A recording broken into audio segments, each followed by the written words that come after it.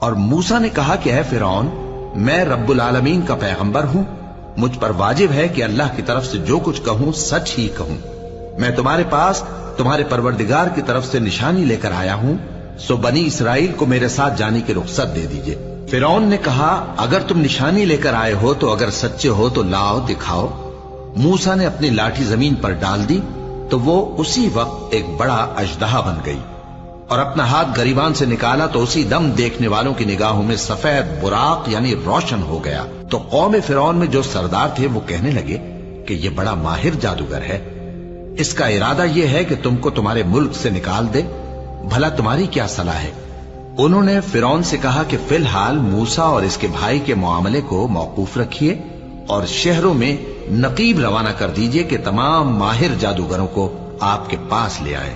چنانچہ ایسا ہی کیا گیا اور جادوگر فرعون کے پاس آ پہنچے۔